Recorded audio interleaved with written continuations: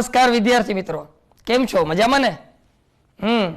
विद्यार्थी मित्रों, भाग 1 में आपणे क्षेत्रफळ, पृष्ठफळ अने घनफळ ए त्रणेयना अमुक सूत्रोनी तारवणी करी अने तेने अनुरूप दाखलाओ पण जोया। आजे आपणे समलंब चतुष्कोण, समबाजु चतुष्कोण, समांतर बाजु चतुष्कोण अने बहुकोणना क्षेत्रफळ विશે अभ्यास करवानो छे।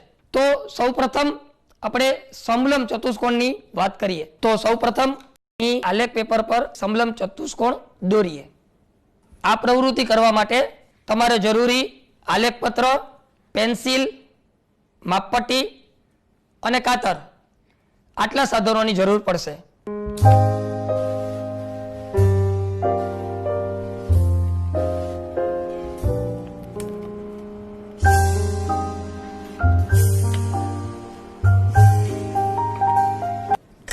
तो अहीं आलेख पेपर पर एक समलंब चतुष्कोण बनाव्यो। आ समलंब चतुष्कोणनुं नाम आपीए, जेमां एक शिरोबिंदुने W, बीजाने X, त्रीजाने Y अने चौथाने Z कहीए तो आ समलंब चतुष्कोण WXYZ तैयार थशे। हवे अहीं आ समलंब चतुष्कोणनो अंदरनो भाग आपणे क्षेत्रफळना मापन तरीके उपयोगमां लेवानो छे। माटे आ समलंब चतुष्कोणने सौप्रथम आपणे बाजुएथी कापीए।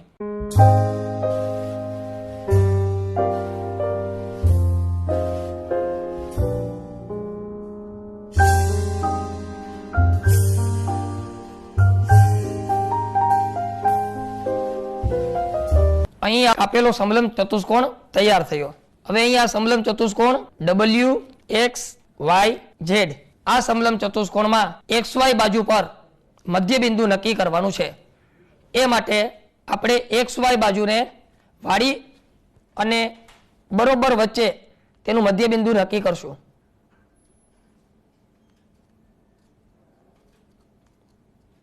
अहीं आप जोई शको छो के आ प्रमाणे आ समलंब चतुष्कोणने XY बाजुएथी वाळता तेनुं मध्यबिंदु नक्की थशे। तो अहीं आ घड़ी पाडवाथी बिंदु मळशे ए मध्यबिंदु ए तरीके लईए। हवे ए बिंदु अने जेड बिंदु ने जोड़तो एक रेखाखंड दोरीए।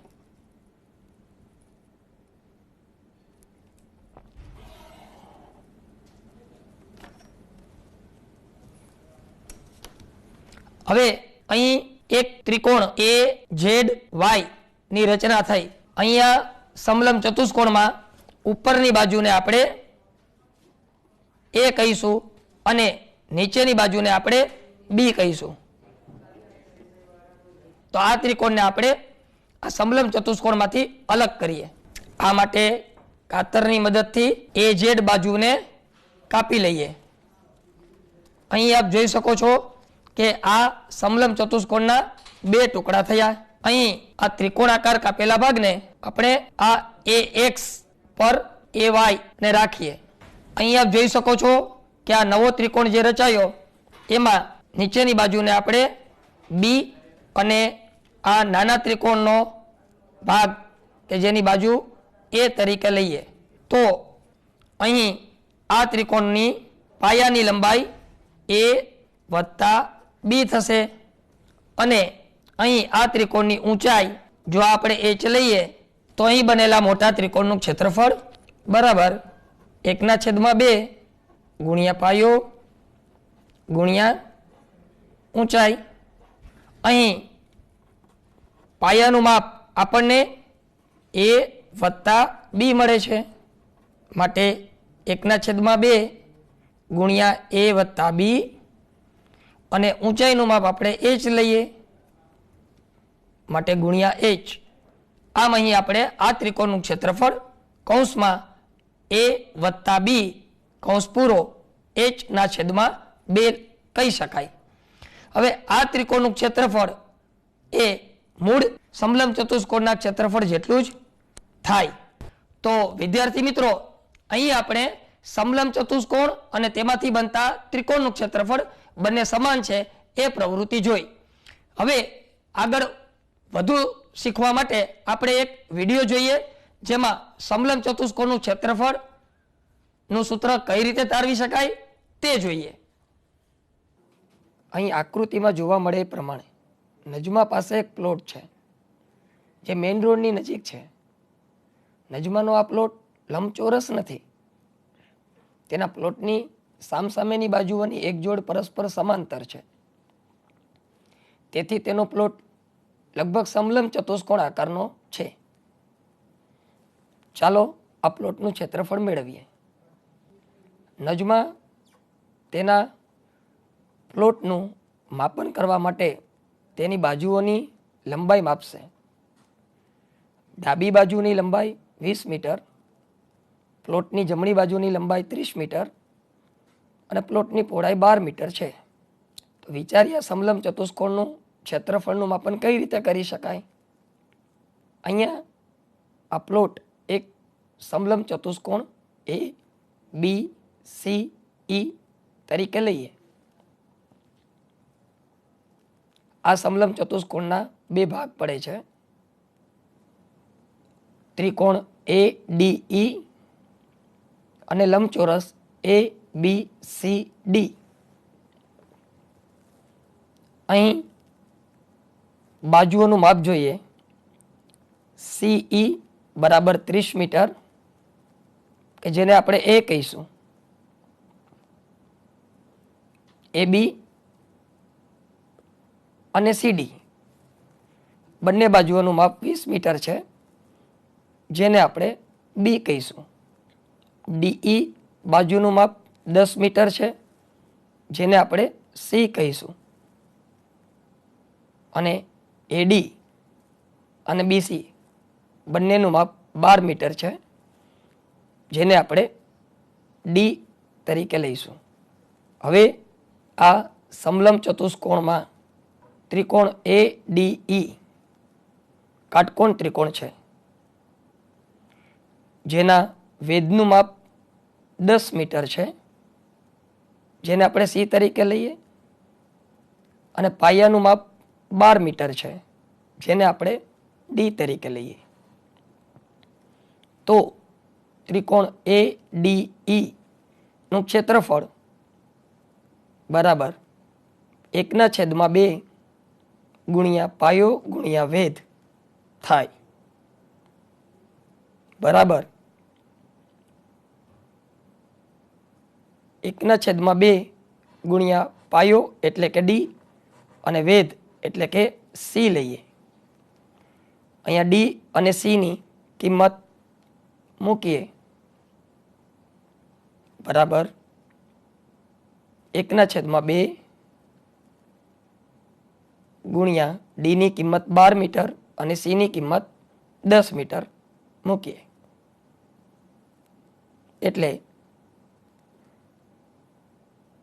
12 ગુણ્યા 10 120 ના અડધા એટલે 60 મીટરનો વર્ગ જવાબ આવે. તો આમ અહીં આપણને ત્રિકોણ એડીઈ નું ક્ષેત્રફળ 60 મીટરનો વર્ગ મળે છે. આ જ સમલંબ ચતુષ્કોણમાંથી ત્રિકોણ એડીઈ નું ક્ષેત્રફળ મેળવ્યું. હવે આપણે લંબચોરસ એ બી સી ડી નું ક્ષેત્રફળ મેળવીએ. જેમાં બીસી બાજુનું માપ 12 મીટર અને સીડી બાજુનું માપ 20 મીટર અને એબી બાજુનું માપ પણ 20 મીટર છે. તો અહીંયા લંબચોરસનું ક્ષેત્રફળ એટલે કે લંબાઈ ગુણ્યા પહોળાઈ. અહીં લંબાઈ તરીકે બી 20 મીટર અને પહોળાઈ તરીકે ડી 12 મીટર લઈએ. એટલે કે લંબાઈ ગુણ્યા પહોળાઈ કે પહોળાઈ ગુણ્યા લંબાઈ એ લઈ શકીએ. તો અહીંયા ડી ગુણ્યા બી જેની કિંમત આકૃતિ પરથી જોઈએ ડી 12 મીટર અને બી 20 મીટર છે. આમ 20 અને 12 નો ગુણાકાર એટલે 240 મીટરનો વર્ગ જવાબ મળે. આમ આપેલા લંબચોરસ એ બી સી ડી નું ક્ષેત્રફળ 240 મીટરનો વર્ગ થાય. આમ સમલંબ ચતુષ્કોણ એ બી સી ઈ નું ક્ષેત્રફળ બરાબર ત્રિકોણ એ ડી ઈ નું ક્ષેત્રફળ વત્તા લંબચોરસ ABCD નું ક્ષેત્રફળ બરાબર 60 મીટરનો વર્ગ વત્તા 240 મીટરનો વર્ગ થાય. એટલે 240 વત્તા 60 એટલે કે 300 મીટરનો વર્ગ એ સમલંબ ચતુષ્કોણ ABC નું ક્ષેત્રફળ થશે. ચાલો આ અલગ રીતે તારવીએ.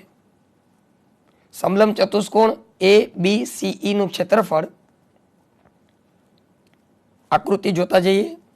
અહીંયા ત્રિકોણ AD નું ક્ષેત્રફળ વત્તા ચતુષ્કોણ ABCD નું ક્ષેત્રફળ બરાબર ત્રિકોણ AD નું ક્ષેત્રફળ એટલે કે 1/2 ગુણ્યા D ગુણ્યા C વત્તા લંબચોરસ ABCD નું ક્ષેત્રફળ D ગુણ્યા B લઈએ.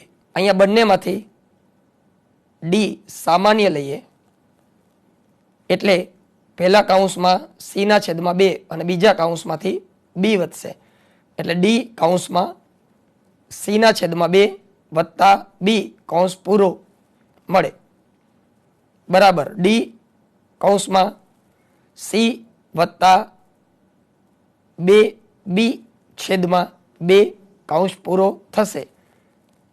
અહીં આપણે લસા લીધો છે.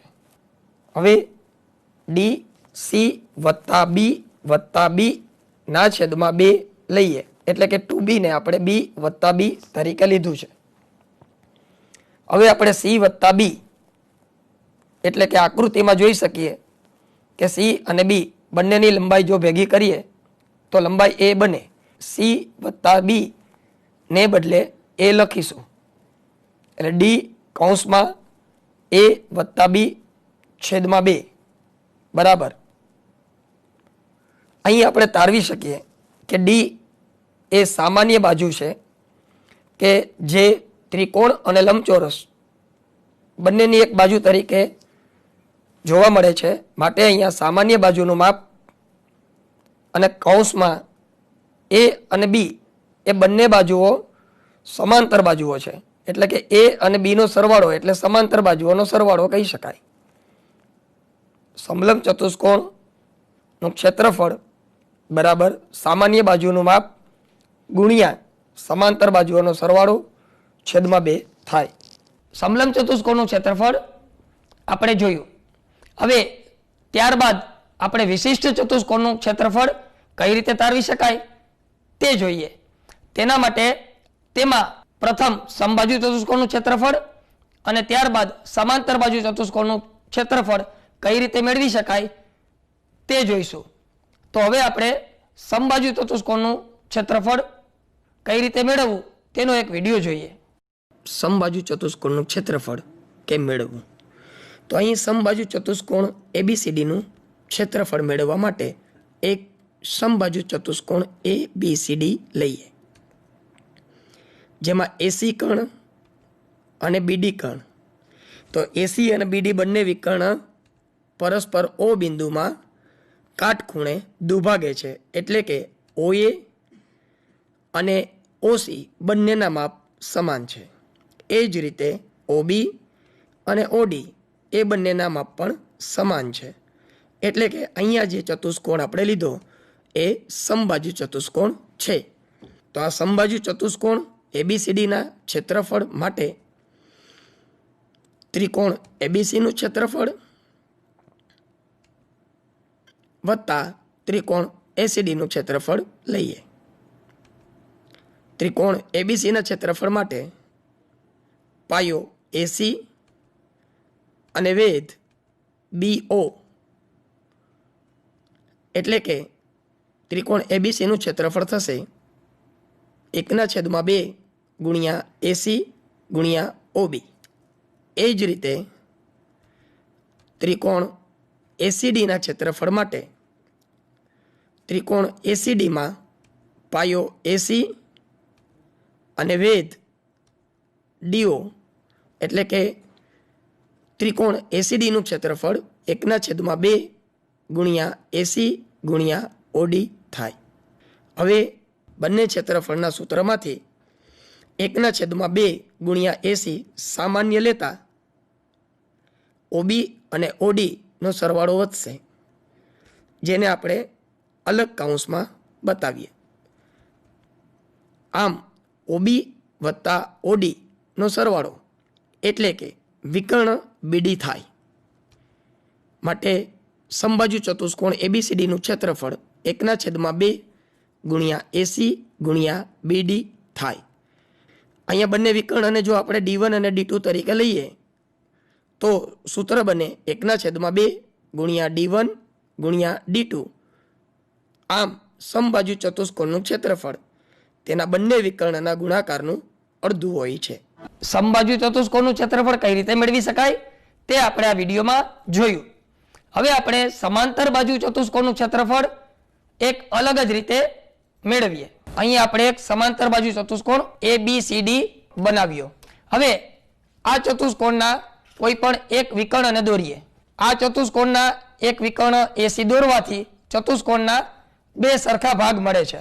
એક ભાગ તરીકે ત્રિકોણ ABC અને બીજા ભાગ તરીકે ત્રિકોણ ACD લઈએ તો અહીં આપણે કહી શકીએ કે સમાંતર બાજુ ચતુષ્કોણ ABCD નું ક્ષેત્રફળ બરાબર ત્રિકોણ ABC નું ક્ષેત્રફળ વત્તા ત્રિકોણ ACD નું ક્ષેત્રફળ. હવે અહીં આ સમાંતર બાજુઓના આપણે માપ લખીએ તો અહીં બાજુ AB અને બાજુ CD એ બંને સામસામેની બાજુ સમાન છે તો તેનું માપ આપણે A લખીએ અને બાજુ AD અને બાજુ BC એ બંનેનું માપ આપણે B લખીએ. હવે અહીં ત્રિકોણ ABC નું ક્ષેત્રફળ અને ત્રિકોણ ACD નું ક્ષેત્રફળ મેળવવા માટે બંને ત્રિકોણમાં વેધ નક્કી કરીએ.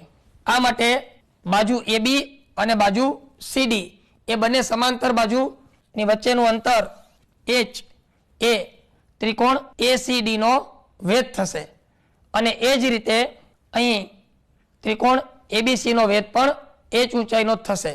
એટલે કે અહીં બંને ત્રિકોણના વેધની ઊંચાઈ સમાન જ છે. માટે ત્રિકોણ ABC નું ક્ષેત્રફળ અને ત્રિકોણ ACD નું ક્ષેત્રફળ જોઈએ. અહીં ત્રિકોણ ABC ના ક્ષેત્રફળ માટે 1/2 ગુણ્યા પાયો ગુણ્યા વેધ અને એ જ રીતે ત્રિકોણ ACD ના ક્ષેત્રફળ માટે પણ 1/2 ગુણ્યા પાયો ગુણ્યા વેધ. અહીં ત્રિકોણ AB ના પાયા તરીકે આપણે બાજુ AB નું માપ એટલે કે A લઈએ અને વેધ તરીકે તેની ઊંચાઈ h લઈએ અને એ જ રીતે ત્રિકોણ ACD માટે અહીં પાયા તરીકે આપણે બાજુ CD લઈએ જેનું માપ પણ a છે અને વેધ તરીકે તેની ઊંચાઈ h લઈએ. તો અહીં આપણે જોઈ શકીએ છીએ કે ત્રિકોણ ABC અને ત્રિકોણ ACD બંને ત્રિકોણ સમાન ક્ષેત્રફળ ધરાવે છે. માટે અહીં આ બંને ક્ષેત્રફળનો સરવાળો જો આપણે કરીએ તો અહીં 1/2 AH વત્તા 1/2 AH એમ આપણે લઈએ તો બંનેનો સરવાળો A ગુણ્યા H લઈ શકાય. તો અહીં સમાંતર બાજુ ચતુષ્કોણનું ક્ષેત્રફળ માટે એક નવું સૂત્ર આપણે તારવી શકીએ. સમાંતર બાજુની એક જોડમાંની બાજુનું માપ અને તેનો ગુણાકાર બંને બાજુની વચ્ચેનું લંબ અંતર. અહીં આ ક્ષેત્રફળનું સૂત્ર તારવવા માટે અગાઉ જે આપણે પ્રવૃત્તિ જોઈ એ જ પ્રવૃત્તિ પ્રમાણે તમે તમારી જાતે આલેખપત્રની મદદથી પ્રવૃત્તિ કરી શકો છો અને આલેખપત્ર પર એક સમાંતર બાજુ ચતુષ્કોણ દોરો, તેનો વિકર્ણ નક્કી કરી અને તેમાંથી બે ત્રિકોણ અલગ પાડી અને બંનેના ક્ષેત્રફળ મેળવી અને સમાંતર બાજુ ચતુષ્કોણના ક્ષેત્રફળ સાથે તેની સરખામણી કરો. વિદ્યાર્થી મિત્રો, અહીં આપણે સમલંબ ચતુષ્કોણનું ક્ષેત્રફળ, સમબાજુ ચતુષ્કોણનું ક્ષેત્રફળ અને સમાંતર બાજુ ચતુષ્કોણનું ક્ષેત્રફળ શીખ્યા. હવે આપણે બહુકોણનું ક્ષેત્રફળ કઈ રીતે મેળવી શકાય તે માટે એક વિડીયો જોઈએ. બહુકોણનું ક્ષેત્રફળ મેળવવા માટે સૌપ્રથમ ત્રિકોણનું ક્ષેત્રફળ જોઈએ. અહીંયા ત્રિકોણમાં ક્ષેત્રફળ માટે 1/2 ગુણ્યા પાયો ગુણ્યા વેધ એ સૂત્રનો ઉપયોગ કરીએ છીએ. હવે અહીંયા આપણે જોઈએ કે ત્રિકોણમાં 3 બાજુઓ છે અને એક જ ત્રિકોણ અહીંયા લીધેલો છે. માટે બાજુઓની સંખ્યા 3 અને ત્રિકોણ ભાગની સંખ્યા 1. હવે આગળ ચતુષ્કોણનું ક્ષેત્રફળ. તો અહીંયા આપણે એક ચતુષ્કોણ લઈએ. આ ચતુષ્કોણમાં કેટલા ત્રિકોણ સમાય? તે જોઈએ. 1 અને 2 આમાં ચતુષ્કોણમાં 2 ત્રિકોણ સમાય, માટે ચતુષ્કોણનું ક્ષેત્રફળ બરાબર 2 ત્રિકોણનું ક્ષેત્રફળ. ચતુષ્કોણમાં 4 બાજુઓ હોય છે, એટલે બાજુની સંખ્યા 4 અને 2 ત્રિકોણ બન્યા, માટે ત્રિકોણ ભાગની સંખ્યા 2. હવે પંચકોણનું ક્ષેત્રફળ મેળવીએ. પંચકોણના ક્ષેત્રફળ માટે તેમાં કેટલા ત્રિકોણ સમાય તે જોઈએ. 1, 2 અને 3 ત્રિકોણ સમાય છે, એટલે કે પંચકોણનું ક્ષેત્રફળ બરાબર 3 ત્રિકોણનું ક્ષેત્રફળ. એટલે બાજુઓની સંખ્યા 5 અને ત્રિકોણ ભાગની સંખ્યા 3. ષષ્ઠકોણનું ક્ષેત્રફળ. અહીંયા ષષ્ઠકોણનું ક્ષેત્રફળ મેળવવા માટે ષષ્ઠકોણ લઈએ, જેમાં ત્રિકોણની સંખ્યા ગણીએ. 1, 2, 3 અને 4. અહીં આપણે જોયું કે આ 4 ત્રિકોણ ભાગથી ષષ્ઠકોણ બને છે. તમે કોઈ પણ 4 ત્રિકોણની ગોઠવણી ષષ્ઠકોણમાં કરી શકો છો. તો જોઈએ કે આ 4 સિવાયના બીજા કોઈ 4 ત્રિકોણની ગોઠવણી કઈ રીતે કરી શકાય. 1, 2, 3 અને 4. તો પહેલા જે આપણે 4 ત્રિકોણના ભાગ લીધા હતા એના કરતાં થોડા અલગ ત્રિકોણના ભાગો લઈ અને ષષ્ઠકોણનું ક્ષેત્રફળ મેળવી શકાય. હજી આ સિવાયના પણ ત્રિકોણો તમે લઈ શકો છો. જોઈએ. 1, 2, 3 અને 4. તો આમ આપણે કહી શકીએ કે બહુકોણમાં સમાયેલા ત્રિકોણના ભાગો એ કોઈ પણ ત્રિકોણના ભાગ છે એનો આપણે અહીંયા સમાવેશ કરી શકાય. પણ શરત એટલી કે કોઈ પણ બિંદુ આગળ જુદા જુદા ત્રિકોણો છે એ આપણે ગોઠવવા પડે. આમ ષષ્ઠકોણમાં 6 બાજુઓ, એટલે કે ત્રિકોણ ભાગની સંખ્યા 4 મળે. સપ્તકોણનું ક્ષેત્રફળ, એના માટે એક સપ્તકોણ લઈએ અને તેમાં ત્રિકોણની સંખ્યા ગણીએ. 1, 2, 3, 4 અને 5. માટે સપ્તકોણનું ક્ષેત્રફળ બરાબર 5 ત્રિકોણનું ક્ષેત્રફળ. અહીં બાજુઓની સંખ્યા 7 અને ત્રિકોણ ભાગની સંખ્યા 5 છે. અષ્ટકોણનું ક્ષેત્રફળ, તેના માટે એક અષ્ટકોણ લઈએ અને તેમાં ત્રિકોણની સંખ્યા ગણીએ. 1, 2, 3, 4, 5 અને 6. એટલે કે અષ્ટકોણનું ક્ષેત્રફળ બરાબર 6 ત્રિકોણનું ક્ષેત્રફળ થાય. અહીં અષ્ટકોણમાં 8 બાજુઓ છે, એટલે બાજુઓની સંખ્યા 8 અને ત્રિકોણ ભાગની સંખ્યા 6 થાય. આ રીતે આપણે 9 કોણ, 10 કોણ અને એનાથી પણ વધારે કોણ એટલે કે બહુકોણનું ક્ષેત્રફળ મેળવી શકીએ. આમ તારવી શકાય કે કોઈ પણ બહુકોણનું ક્ષેત્રફળ મેળવવા માટે બહુકોણમાં સમાયેલ ત્રિકોણ ભાગની સંખ્યા કેટલી હોય, તો કે બહુકોણમાં સમાયેલ ત્રિકોણ ભાગની સંખ્યા બરાબર બહુકોણની બાજુઓની સંખ્યા ઓછા 2. એટલે બહુકોણનું ક્ષેત્રફળ બરાબર બહુકોણમાં સમાયેલા બધા ત્રિકોણના ક્ષેત્રફળનો કુલ સરવાળો. અહીં આપણે બહુકોણનું ક્ષેત્રફળ કઈ રીતે મેળવી શકાય તેની એક અલગ રીત જોઈ. હવે આપણે બહુકોણનું ક્ષેત્રફળ મેળવવા માટે એક ઉદાહરણ જોઈએ, જે આપણી પાઠ્યપુસ્તકમાં સ્વાધ્યાય 11.2 નો 9મો દાખલો છે.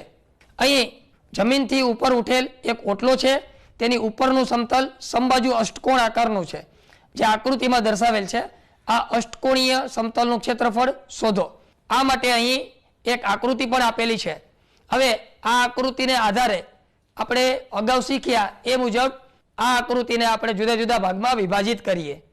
અહીં કેટલાક ત્રિકોણ, લંબચોરસ કે ચોરસ બનાવી શકાય. આ શક્યતા પરથી અહીં આ અષ્ટકોણીય સમતલના ભાગ પાડીએ, જેમાં 4 ત્રિકોણ ભાગ, 4 લંબચોરસ ભાગ અને 1 ચોરસ ભાગ. તો આ બધા જ ભાગનો કુલ સરવાળો કરી અને આપેલા અષ્ટકોણીય સમતલનું ક્ષેત્રફળ મેળવીએ. અહીં રકમમાં કહેલું છે એ મુજબ ફરીથી આપણે યાદ રાખીએ કે અહીં જે આપણે અષ્ટકોણીય સમતલ બનાવેલો છે તે નિયમિત અષ્ટકોણીય સમતલ છે, એટલે કે તેની બધી જ બાજુનું માપ સમાન છે. માટે અહીં આ અષ્ટકોણીય સમતલ પરથી બનેલા કુલ 9 ભાગની જો આપણે વાત કરીએ તો તેમાંથી 4 ત્રિકોણ બન્યા. માટે આ ચારેય ત્રિકોણ સમાન ક્ષેત્રફળ ધરાવતા હશે. અહીં આપણે આ ત્રિકોણનું ક્ષેત્રફળ 4 વખત લઈએ એટલે 4 ગુણ્યા ત્રિકોણનું ક્ષેત્રફળ, તેનો સરવાળો આ બે લંબચોરસ સાથે કરીએ તો અહીં આપણે જોયું કે આ નિયમિત અષ્ટકોણ છે, માટે એની બધી જ બાજુનું માપ 5 મીટર જ થશે. માટે અહીં બનતા લંબચોરસમાં એક બાજુની લંબાઈ 5 મીટર અને બીજી બાજુની લંબાઈ 4 મીટર થશે. આવા કુલ આપણને 2 લંબચોરસ મળે છે. માટે 2 ગુણ્યા લંબચોરસ 1નું ક્ષેત્રફળ. ત્યારબાદ અહીં ફરીથી 2 લંબચોરસ આપણને જોવા મળે છે જેની લંબાઈ 5 મીટર અને પહોળાઈ 3 મીટર છે. તેને આપણે લંબચોરસ 2 કહીશું. તેનો સરવાળો 2 ગુણ્યા લંબચોરસ 2નું ક્ષેત્રફળ. આ રીતે કરીએ અને છેલ્લે વચ્ચે રહેલો જે સમતલીય ભાગ છે એ ચોરસ બને છે, જેની બધી જ બાજુનું માપ 5 મીટર છે. તો તેનું ક્ષેત્રફળ એટલે કે ચોરસનું ક્ષેત્રફળ તેમાં ઉમેરીએ તો આ રીતે આ અષ્ટકોણીય સમતલનું ક્ષેત્રફળ બરાબર ત્રિકોણનું ક્ષેત્રફળ 4 વખત, તેનો સરવાળો કરી લંબચોરસ 1નું ક્ષેત્રફળ 2 વખત, તેનો સરવાળો કરી લંબચોરસ 2નું ક્ષેત્રફળ 2 વખત અને તેનો સરવાળો ચોરસના ક્ષેત્રફળ સાથે કરીએ. તો હવે દરેક ભાગના ક્ષેત્રફળનું માપ લઈ અને ગણતરી કરીએ તો 119 થાય. માટે અહીં કહી શકાય કે અષ્ટકોણીય સમતલનું ક્ષેત્રફળ 119 મીટર સ્ક્વેર થશે. તો વિદ્યાર્થી મિત્રો, સમલંબ ચતુષ્કોણ, સમબાજુ ચતુષ્કોણ, સમાંતર બાજુ ચતુષ્કોણ અને વિવિધ બહુકોણના ક્ષેત્રફળ કઈ રીતે મેળવવા તેના સૂત્રની તારવણી આજના એપિસોડમાં આજે આપણે જોઈ.